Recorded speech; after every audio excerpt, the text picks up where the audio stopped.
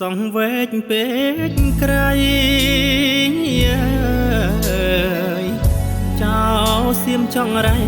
អប្រៃរឹងស្យាក្លន់យកដីខ្មែរគ្មានចិត្តមេត្តា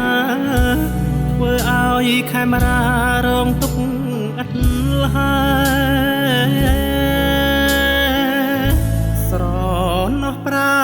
សាទគេពីដូនតាងើយសៀមបាញ់ប្រហាខ្ទេចអស់គ្មានសល់វត្តផ្ទះសាលាស្ពាននឹងផ្លូវថ្នល់សិស្សផ្អើលឈូឆខំរត់កិច្ចពួនបងប្អូនយុទ្ធជនចូលចាំកុំភ្លេច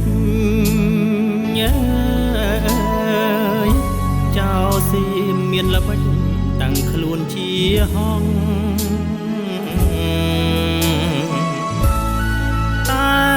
តាមធាតុពិតក្អែកខ្មៅយំខ្នងចិត្តមិនទៀងត្រង់ចង់បានឥតខ្មាំង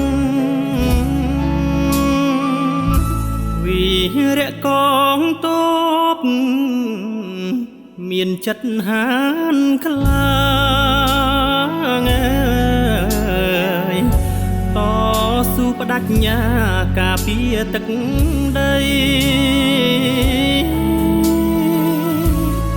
វាយខ្មាំងចោលមកសៀតឲ្យស្លាប់ពេញព្រៃហើយនាំជោគជ័យជូនជាតិខេមរា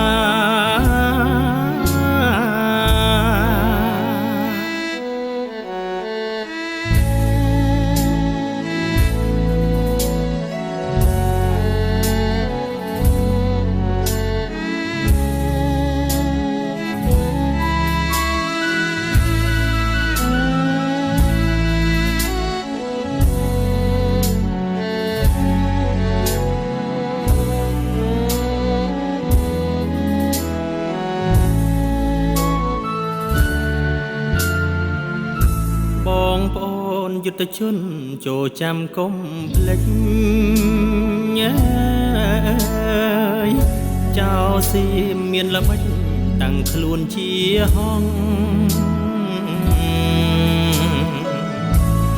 តែតាមធាតុពិត